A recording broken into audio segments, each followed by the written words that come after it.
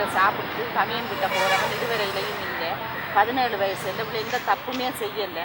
தயவு செய்து இந்த அரசாங்கம் எங்களோட பிள்ளைகளை விடுதலை செய்யணும் என்று நாங்கள் வேண்டிக் கொண்டு இந்த அரசாங்கத்தை நாங்கள் ஒரே வலியுறுத்தி கேட்குறது. நல்ல அரசாங்கம் வந்து எங்களோட பிள்ளைகளை விடுவாங்கன்னு நாங்களும் எவ்வளவோ எதிர்பார்த்ததோடு நாங்கள் காத்திருந்தோம். அது மட்டும் இல்லை, எங்களோட அக்காட மகளையும் கடைக்கு போன பிள்ளை திரும்பி வரல.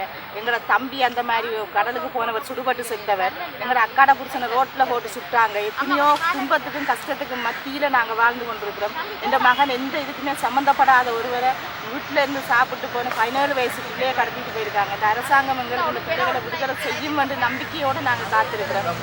நாங்கள் சாகும் வரை இப்படியே ரோட்டு வழியை கிடந்து சாகிறதுக்கு தான் அரசாங்கம் விரும்பினா நாங்கள் சாகும் வரை உண்ணாவிரதம் இருக்க ரெடியாக இருக்கிறோம். இந்த வவுனியாவில் சாகும் வரை உண்ணாவிரதத்தை ஆரம்பிச்சிருக்கிறாங்க. அதை ஆதரித்து நாங்கள் இன்றைக்கு அடையாள உண்ணாவிரதமாக இருக்கிறோம். நாங்கள் மேற்கொண்டு அங்கே எங்களுக்கு நீதி கிடைக்காத பட்சத்தில் நாங்களும் சாகும் வரை உண்ணாவிரதம் இருப்போம்ன்றதை அரசாங்கத்துக்கு வலியுறுத்துகிறோம். தயவு செய்து இந்த அரசாங்கம் எங்களுக்கு ஒரு நல்ல பதிலை தரும் என்று நாங்கள் எதிர்பார்க்குறோம்.